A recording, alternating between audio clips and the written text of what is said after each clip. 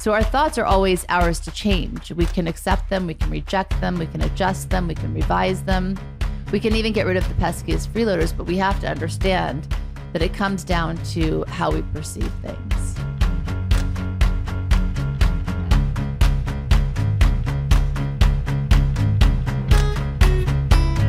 Welcome to the Spiritually Hungry podcast. Let's start with a story. I love your stories. I know I haven't said one in a while. I know. I was getting sad. You're going to make fun of this one. I can already feel it. Oh, really? Should I? You tell me. Do I have permission? You don't? Do you ever wait for my permission? I'm waiting for your permission now. Once upon a time, a boy named... Yeah, I could. Yes or no?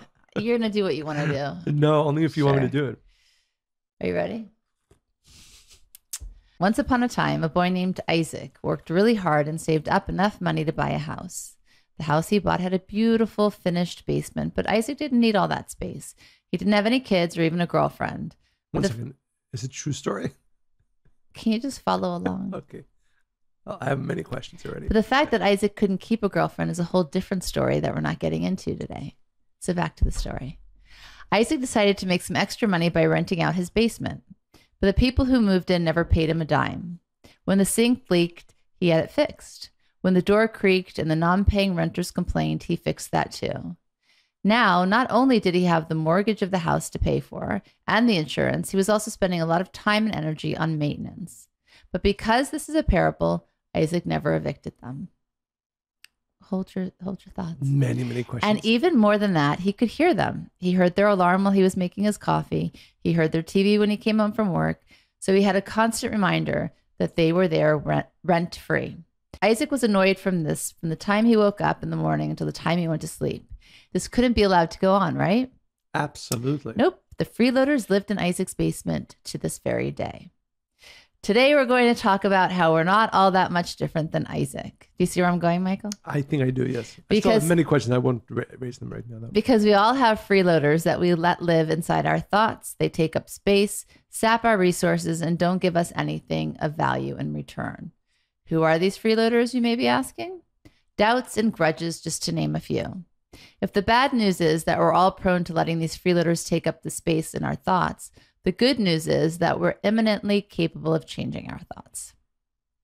I can go on and on. Did you want to interject for a second? Well, you're lucky I didn't name the kid Michael. I'll tell you that much. Next time it should definitely be Michael. But as I was thinking about this podcast, and of course we want to talk today about how do we diminish, if not, as you said, ultimately completely rid ourselves of these thoughts. The two that I focus on, which unfortunately or fortunately, this is where most of the world is focused on, anxiety and depression. And I think there's a lot that, from a spiritual perspective, both insight and understanding that can be. But I think what you just said now is something you said it offhandedly, maybe, but I wonder how many people who experience these thoughts, anxiety, doubt, and certainly depression, how many of them actually believe that they are eminently capable of ridding them. I think part of the problem, and maybe this is the right place to start, is the internal belief that I can absolutely rid myself, certainly of the level of fear and anxiety and certainly sadness and or depression that I have. And unless you believe that, unless you really believe that, I think it will be unlikely that you'll make real inroads in removing them. So I think it's important to start there, because I don't think that is something that most people accept about themselves. And I think I'm thinking even, obviously this level different, obviously it's a whole gamut of how much each one of us is afflicted by these. But the reality is every single one of us has those doubts, fears, and again, it gets to levels of anxiety sometimes, it gets to a level of sadness, it gets to a level of depression. But unless we actually accept that I have the power, I have the ability to completely rid myself of these thoughts, nothing else will matter. There is no second step. So I think that where you start before getting to the place of being able to eradicate them is to realize how much we soak and sponge up the things around us. We react to pretty much everything, especially negative things that happen, right? And those things then create anxiety and doubt and fear and worry. So it's first of all stopping and saying, where do I react? How quickly do I react in things? And are the things I react to real, or are they illusionary? Right? So if you start to change the lens from which you view your experience of life, then your experience will actually change. And I gave this example recently for a talk we did, but I thought it was such a great example, even before my own very eyes, right? I like when things happen where I'm like in real time able to say, okay, I see the illusion and I don't fall for it. So this is one of those times. Miriam, our oldest daughter, and I were, kind of exploring the city. We've lived in New York 10 years, but there's always things to discover, rediscover, and new things popping up. And that's what we love about living here. I mean, it's hard in a lot of ways, but that's really like the fun aspect. It really feeds that curiosity. So we're in the East Village, and I like when I'm with Miriam to let her be my Waze navigation person. So anyway, she's on her phone. She's like, oh, Sex and the City, the house where it was filmed, where Carrie Bradshaw lived, is just like 6 blocks from here. We were walking home anyway. I'm like, okay, yeah, let's go. We're walking and that. We're going down the block. We finally get to the place, and I see like 6 people walking in front of us, and they're walking with intention. So I'm thinking, okay, they're going to the same place we're going to. Sure enough, there were a party of 4, and then there was a party of 3, and then it was me and Miriam. So the first party kind of walked a little bit past the brownstone. The other people, the 3 of them, she stood right away in front. She made it very clear she wanted to take a photograph there. And Miriam and I were kind of just like, oh, is this it? And then we were like already not that enamored, because there's a chain and there's a donation box, and it's like telling you, if you take a picture here, you must give. And it was already not inviting. I'm like, okay, this really isn't quite very sexy. In fact, it's unsexy. I don't see Aiden. I don't see Mr. Big. I don't see Carrie Bradshaw. Like, this is not. But anyway, we're like, okay, we're here. We'll take the picture. But that woman's already standing there, and she's like, I'm taking a picture. She made it very clear she wanted to move back. And she wasn't that nice. I noticed it. We moved back, whatever. But we're just still talking about this donation box between us, right? The person that got there first, that party of 4, she said the same thing to them, and he didn't like it. So he starts to answer back, and he calls her all kinds of names. And he's like, you can say it in a nice way. And he walks off kind of, and he's upset, and he's talking about her. And right away, she's looking at me for validation. Like, she wanted me to make her feel better about this. And I saw her looking at me in my peripheral vision. And instead I look at Miriam, and she's looking at me, and I'm thinking, there's no way I'm engaging in this. This is an illusion. I don't know what's happening here. It's not my movie. It's not my story. Then that man comes back. He spits on the floor in front of her, but it landed in front of us. It was just like this thing out of a movie. And it was so odd and ridiculous that we didn't fall for it, right? But I think it's an example of the illusionary world we live in. And if you don't choose your responses, or even choose what to pay attention to, then you're left with these negative feelings that kind of become overwhelming and pervasive. And you then don't think that they can be eradicated, because they've been occupying your house for so long. So our thoughts are always ours to change. We can accept them, we can reject them, we can adjust them, we can revise them. We can even get rid of the peskiest freeloaders, but we have to understand that it comes down to how we perceive things. Right. I think that's a very important point. Like you said, often anxieties and sadness are an accumulation. It's usually not just one thought. It's just maybe one thought over time. It's certainly an accumulation of thoughts. And one of the things that I really try to train myself in, and, hopefully I'm successful at it, but I think it's important to live life taking almost nothing seriously. Let me be clear about that. There's probably, obviously, what I do with my life, I take very seriously. How I direct my life, I take it very seriously. You take your life's work seriously. My life's work seriously, exactly.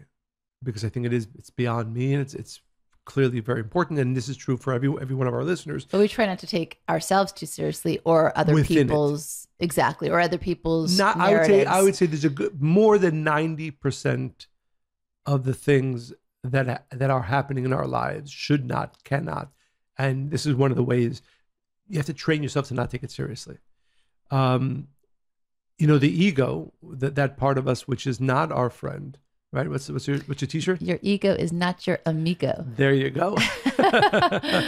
The ego wants us to say, oh my God, that is so important. This person again just did that to you, or that person just said that about you. There's a whole, if we really broke down, and it might be a good exercise for many of our listeners, today, yesterday, what are the things that really upset you?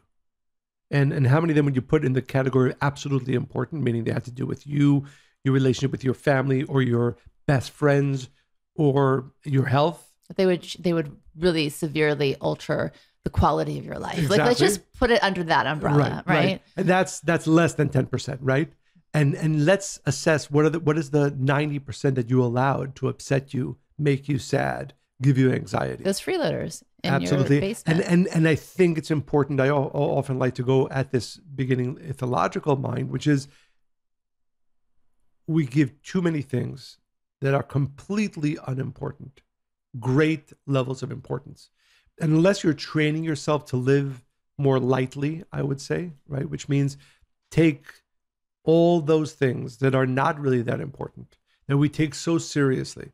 Unless you're able to diminish the parts of what happens to you, what comes into your life that you take seriously, then yeah, of course, you'll be upset very often, you'll be disappointed very often, you'll be sad very often, but about stupid things at the end of the day. Well, about stupid things. It's that 20-80 rule. So 20% of what you put your time and energy to create 80% of your stress or your joy, or it depends what that 20% is, right? So if you spend 20% of your time with ridiculous things that cause anxiety, all these negative things, then 80% of it is not going to be great. And I would use it the other way, which is that 80% of the things that we do take seriously are not, so it would be 80-20. I think it's even less than that. Like I was saying, I think it's 90-10.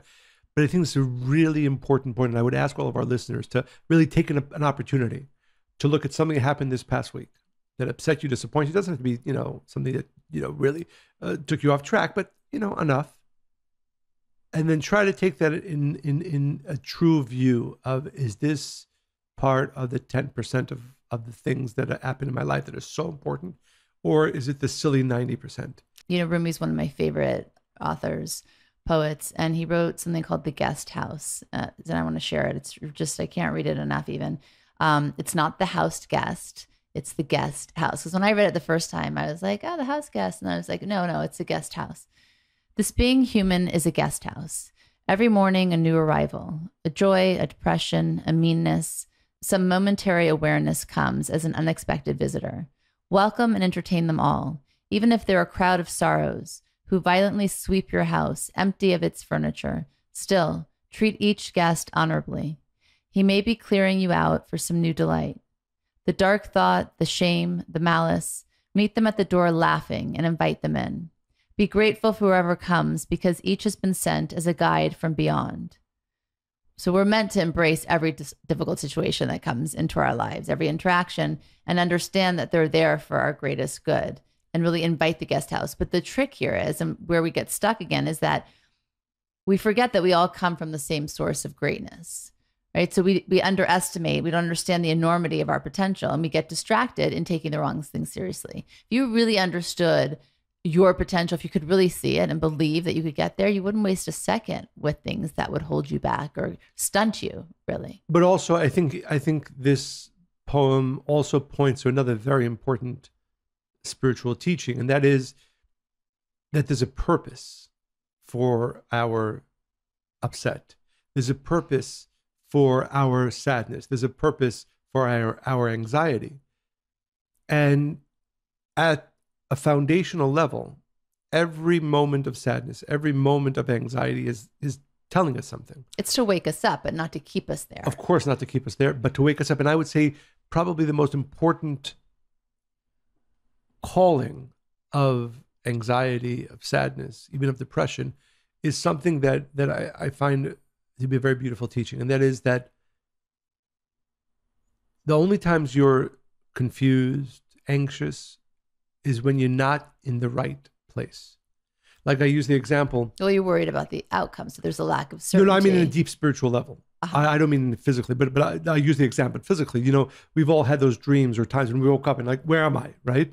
Imagine if a person wakes up from a dream. Well, it's terrifying. And he suddenly finds himself in an unknown house, in an unknown city, in an unknown village. Very scary. Oh my God, where's my family? What's going on? Why? Right? How did I get here? That's what our soul goes through almost every single day. Because if we're not living the truest part of our divine soul, meaning spending our time and effort and mind in bringing forth into this world, and every one of us has their own task and their own job, but I would call it light and goodness, right? But that can be said in general terms. If we're not doing that or not doing that enough, the soul is anxious. It's like that person who wakes up in the house that he doesn't recognize, in a land that he or she doesn't recognize. That's what we're doing to our soul if we are not, through our lives, bringing it to its right place. So I think it's really, really important to understand, and I think the Rumi poem really says it so beautifully, that the reason you had a thought of anxiousness today, the reason why you had a thought of sadness today, an emotional experience of sadness or fear or doubt, is because your soul is telling you. Like again, Rumi said, these are guides from above. Your soul is saying, I'm not in my right place. Meaning, I'm not doing with my life what needs to be done. I'm not manifesting with my life what needs to be manifested. But you're saying, because obviously this is just if the feeling comes unwarranted without, like you just feel down or blue. No. I think this is no. Well, there's sometimes people feel sad about legitimately feel sad. Yeah, I'm not talking about the 10%. And but also, by the way, I mean, yes. Also, what if the person feels sad and it's really in their subconscious mind, something happened the day before and they thought about it. I mean, it's sometimes, I think there's layers and there's levels. I think sometimes it's there to show us something that's in our subconscious mind that we don't have access to, that can teach us something. I think no matter what, any negative emotion is a tool and an indicator to show you where you need to kind of turn left, turn right, veer a little bit differently.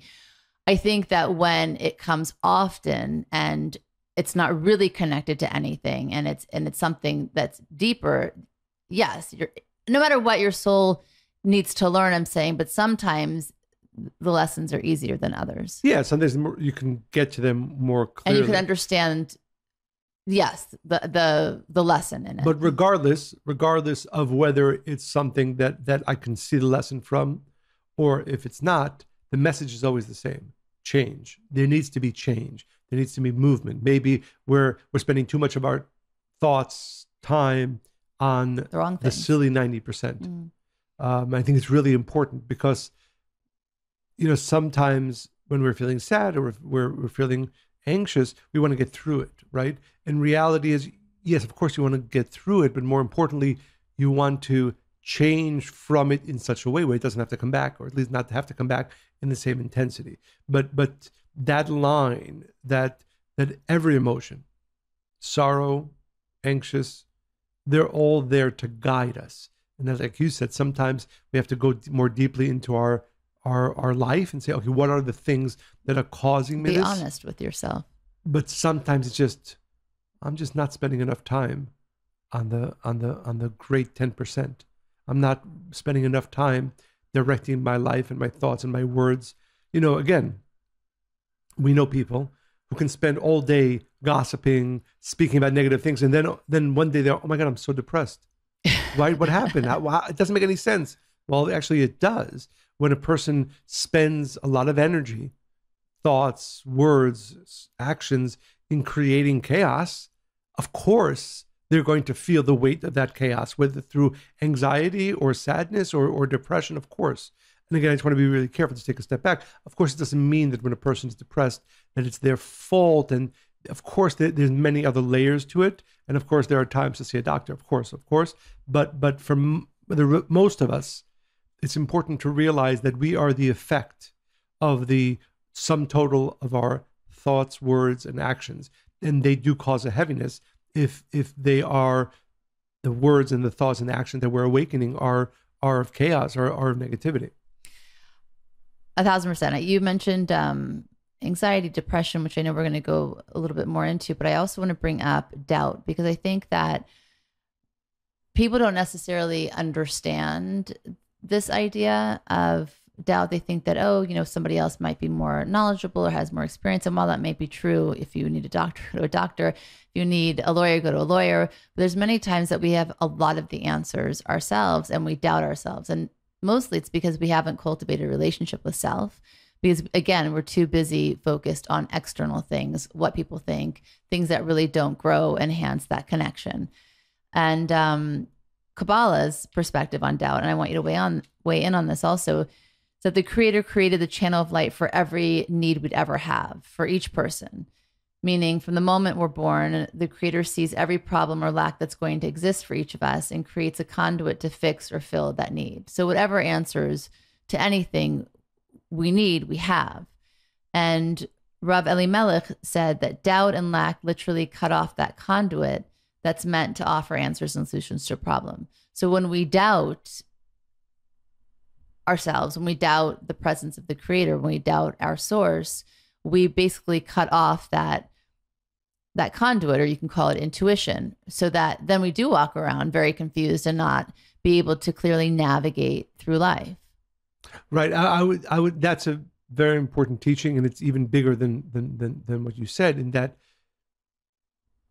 I would refer to it as the danger of doubt. And the idea is that, like you said, everything that I need, everything that you need, everything that every single one of our listeners needs is ready for them in any process that one is going through, whether it's work, whether it's family, it's something important a person's trying to manifest to do.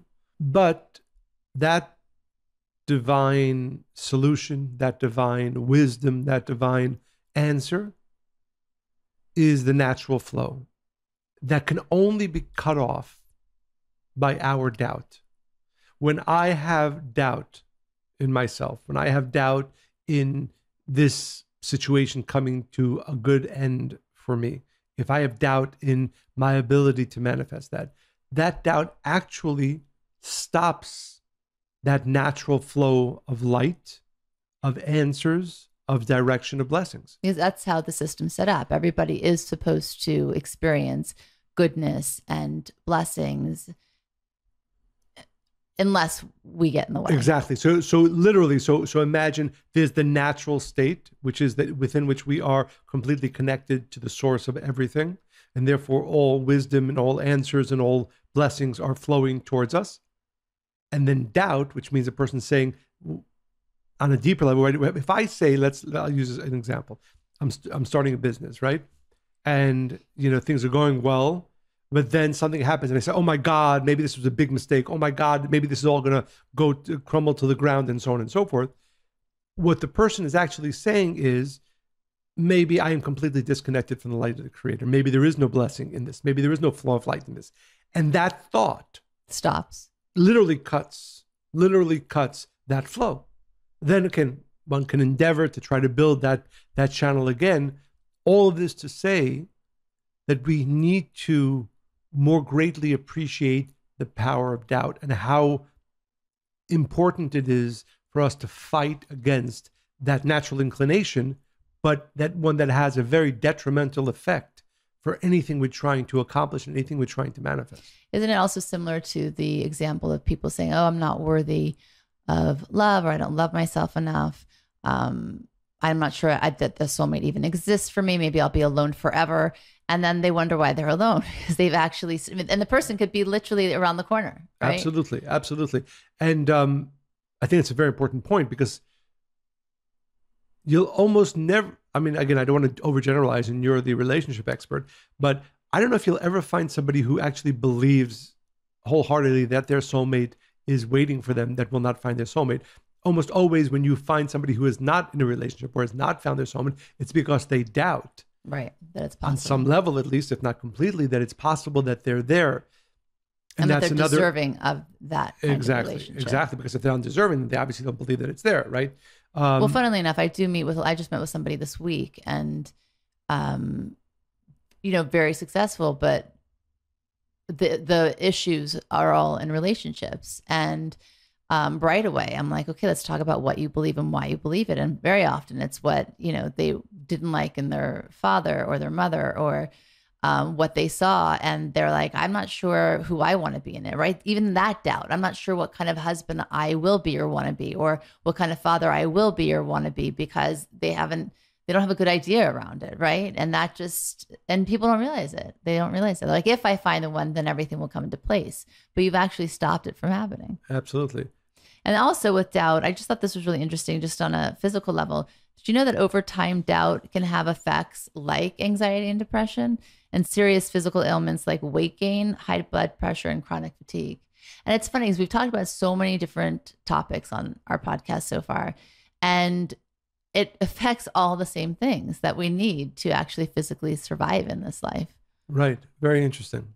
And, it's one of the things that I think maybe most of us aren't completely aware of, that the connection between anxiety and depression, that at least, the current science believes that anxiety precedes depression developmentally. Let me just think about what you're saying for a second, that anxiety precedes depression. Right. Mm-hmm. Anxiety most commonly beginning in late childhood or adolescence, and depression a few years later, in the mid-20s. And psychologist Michael Yapko says that the shared cornerstone of anxiety and depression is a perceptual process of overestimating the risk in a situation and underestimating personal resources of coping, which I thought was very interesting. That's what the cause of anxiety? Yes. And scientists find that the studies have found that anxiety almost often precedes and therefore leads to depression if it's not addressed. Well, but it makes sense, because based on what you just said, if a person is anxious, they don't know, they're worried about the future, the outcome, right? And then the second thing you said about anxiety? That it precedes? No, before that you said the two things that he found. Developmentally it precedes, right? That first anxiety begins earlier in life, and then it's followed by depression. But basically, if a person is anxious and they don't feel like they're uncertain of the future, and they don't ever feel like they can get out of it, or there's a solution, of course it's going to lead to depression, because basically that's a level of giving up. Yes. And therefore, and I like the way he puts it. He says, anxiety is a kind of looking to the future, seeing dangerous things that might happen in the next hour, day, or weeks. Depression is all that, with the addition of, I really don't think I'm going to be able to cope with this. Right, that was the second Maybe part. I'll just give it up. Right. It's a shutdown marked by mental, cognitive, or behavioral slowing. And therefore he says, Dr. David Barlow from Boston University says, they're probably two sides of the same coin. That makes a lot of sense.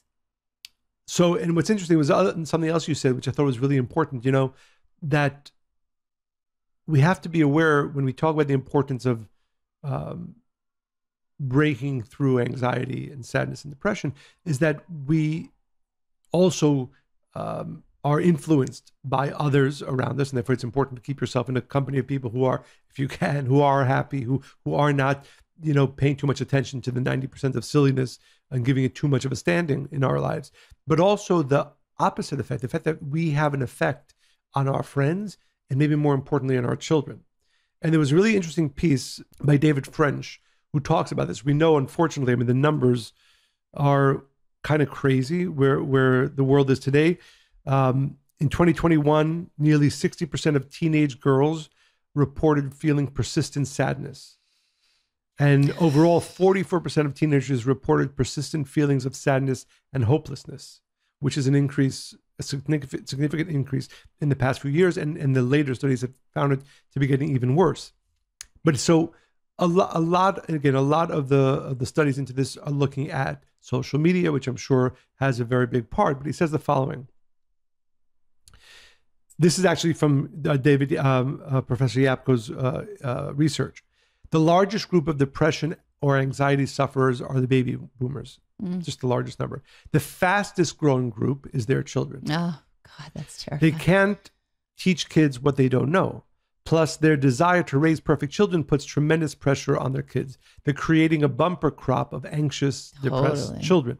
So David French writes the following. Just as there's a depressing familiarity to parents' conversations about their children, there is a similar familiarity to kids' conversations about their parents. I spend much of my time traveling to college campuses, both secular and religious, And I hear a similar refrain all the time. Something happened to my parents. Sometimes they share stories about parents obsessed with their kids' education. More often I hear about parents consumed by politics. And the idea is, I think that's interesting. They say something happened to my parents. Yeah. Yeah. Because often parents are talking about their kids. Something's happening with my kids. Or something happened with my kids. Kids are also saying this about their parents. And what he says, teens do not exist on an island. The connection between parental emotional health and the emotional health of their kids is well established. So he goes on again, and I think which is so important for us, certainly those of us who are parents, but even those of us who are friends, to realize that our anxiety and or sadness and or depression not only has an influence on us, but it has an influence on everybody around us. And maybe a part, and this is something that he posits, that maybe a part of the pandemic of anxiety and sadness and depression is also an effect of parents not doing enough in their own lives to remove their anxiety and to take care of their sadness and depression. And he says it might be worth asking a simple question. How much fear and anxiety should we import into our lives and homes? Forget teens for the moment. Are we proving any more capable of handling the information age? It's a question I honestly ask myself. I know that my experiences online drift into my family life. I know that my anxiety can radiate outward to affect my kids. Our own addictions to alcohol or drugs, yes, but also the information and outrage can devastate our families. Now it's time for us to realize that our hurt can become our kids' hurt. And if we want to heal our children, that process may well start by seeking the help we need to heal ourselves. I often say to people, they ask advice, how do I tell my child about, their parent, if they're divorced, that did or about getting divorced? Like, first you have to be clear about how you feel about all these things so that you can choose your response and be the example for them, because they are going to look to you first and foremost, no matter what they hear, to see your response and then decide what theirs should be over and over again. I mean, we've banned the word worry in our house because we have a special little one who tends to be a little bit more worried. And we realized just by saying, oh, I'm worried, I'm going to be late. Like, even though we're not anxiety ridden, we don't even use that word, Absolutely. Right? It's really about being conscious on that level. And I also met with another mom this week, and she is very anxious. She's a very anxious parent, especially. And she can get sad and she's crying a lot and all kinds of things. And I said, there's no shame in going on medication if you feel you need it, because your kids are watching, your children are watching this, and they're sponges right now. They're at that age. And before you know it, it's going to now be their movie in their life as adults and as parents. And I would add, you're speaking more about what the kids see and hear. What I like with David French's piece, he's talking about the fact that we actually radiate where we are. So even if you don't even say a word about it and you don't show it, who you are is given over to your family, to your friends, to your children. So we have certainly as parents, as friends, we have a responsibility to deal with our own anxieties and fears, because they radiate our home and to our. I'll give an example of radiate. So in the morning, I'm not a morning person. The first hour of my waking, I like silence. Never get it, but I'd really like just silence for an hour. But anyway, that's not the case. And so I realized that I often look very, very serious in the morning, and I noticed it because I see our youngest kind of looking at me for something, right? And when I started to notice that she was just staring at me, thinking, well, what am I radiating? Like, what am I putting off? Like, I look really serious. I think I might even look a little bit like upset. I hadn't had coffee yet. And then my next thought was, am I teaching her she needs coffee? Like, maybe she shouldn't have coffee when she grows up. And it's like to that level, right? And I know that that's extreme, and but I think that, I really care about all these things. So, but it's even on that level. Like, what am I radiating? Even if I'm just neutral, by the way, what does my neutral face look like? Right. It's very funny. You just reminded me of one of my more favorite moments in Seinfeld, the show, where George is sharing that the way he gets people not to bother him is by always looking busy. And they say, how do you look busy? He says, if you looked annoyed and frustrated, people think that you're busy. So that was his thing. So he makes an annoyed and frustrated face, and everybody thinks he's very busy, funny. And you don't come and bother him. But yeah, I think it's a very important consciousness for us to have. I wanted to share another tool, which I think is both so simple, but it's a piece by Andrew McCarthy. And he talks about walking is the worst kept secret I know. Its rewards hide under every step. And he says, perhaps because we take walking so much for granted, many of us often ignore its ample gifts. Totally. So he has 3 or 4 quotes here, which I'd like to share. But with how do our we get into listeners. walking? Oh, because to do with. Because it's one of the greatest ways to remove anxiety. You didn't say that. Okay. Well, I just did now. By the way, honestly, I never appreciated walking until I had the injury and I couldn't walk for 9 months. Every step is like, I'm marveled by it. So Hippocrates proclaimed that walking is man's best medicine. And he said that walking would provide more than mere physical benefits. And he said, if you are in a bad mood, go for a walk. Mm-hmm. If you're still in a bad mood, go for another walk. He was alluding to what so many who came after him would attest, that walking not only nourishes the body, but also soothes the mind while it burns off tension and makes our troubles recede into a more manageable perspective. Kierkegaard agreed when he confessed, I know of no thought so burdensome that one cannot walk away from it. Charles Dickens was even more direct. If I could not walk far and fast, I think I would just explode and perish. I honestly relate with every single word that you just read. And he said, and 3 more, which I think are also very powerful. A good long walk, or even one not so long, begins to carve out space between my thoughts that allows clarity to rise up through my shoes in a way that no other mode of transport does. The writer Rebecca Solnit writes that walking is how the body measures itself against the earth. I like that too. And through such physical communion, walking offers up its crowning gift by bringing us emotionally, even spiritually, home to ourselves. And one last one from Henry David Thoreau. I took a walk in the woods and came out taller than the trees. I love that. And you want to go for a walk, babe? For sure. Let's go right now. But we should probably end the podcast first. So another very practical, but unfortunately often underappreciated and not used enough tool to deal with sadness, upset, is to take a walk, as all of these great minds shared with us. And in conclusion, Eckhart Tolle, his great book, Power of Now, said, whatever the present moment contains, accept it as if you had chosen it. Always work with it, not against it. Make it your friend and ally, not your enemy. This will miraculously transform your whole life. So no matter how strong and seemingly logical your doubts might be, no matter how wronged you may feel by another person, it's nothing compared to the power you have to choose. These are the illusions, and if we're not consciously aware of them, before we know it, they will consume our thoughts. You can reframe, reset, and decide to make your day what you want it to be, free from freeloaders. Beautiful. And or take a walk as well. Yeah. So I'd like to share a letter that we received from one of our listeners, reminding... Some emoji hearts, that's cute. Yes. And actually, we usually give out the email. So you can keep sending it to the old email, or you can send it to Monica and Michael at spirituallyhungry.life. So Monica and Michael at spirituallyhungry.life. Or if you remember the old email address, you could send it to there as well.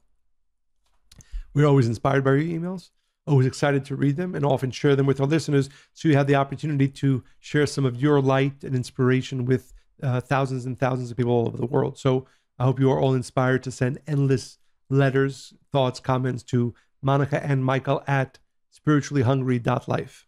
So this is an email from Allison. Dear Monica. She doesn't even say Dear Michael, Monica. Not offended at all, by the way. I'm not offended at all. I would rather write to Monica as well. Dear Monica, I just finished listening to your story regarding your surgery, and it was exactly what I needed to hear. I've also lived a very active life, no regrets. As a yoga teacher, surfer, paddleboarding coach, in 2020, I had my first surgery on a broken wrist.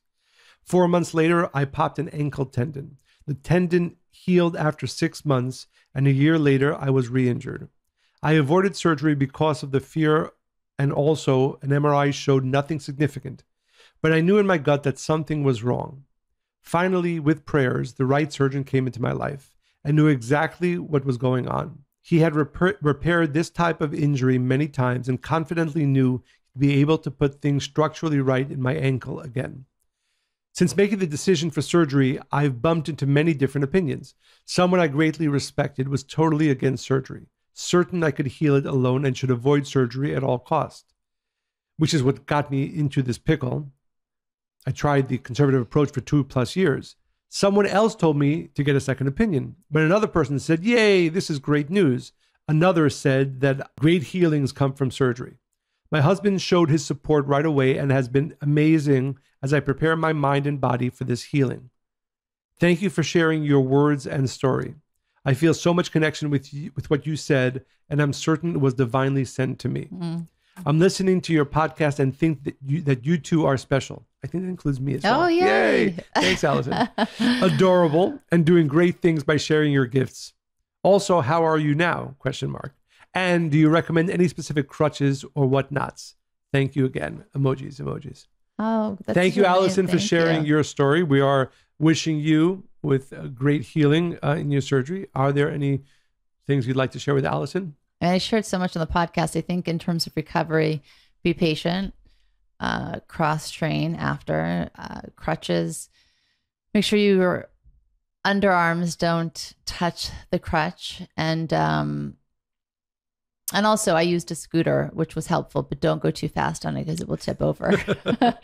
Also, don't walk too fast on crutches because you could fall. But all of those things happened to me. A few times. I remember those bangs in the house. God, those were hard. But really be patient with your recovery, be kind, and really visualize that it's the Creator's hand in the operating room healing you and fixing that. And what a blessing. What a blessing that we have that opportunity to be able to fix it. Thank you, Monica. Thank you, Allison. As always, please make sure to... You already said this. Oh, but I'll say it again. This part I didn't say, but I didn't want to correct you.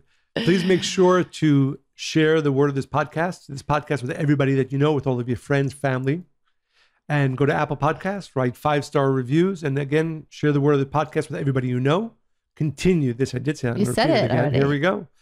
Continue to send your questions, I'm just going to cut you off. I'm going to do questions, comments. Keep going. It'll be in stereo.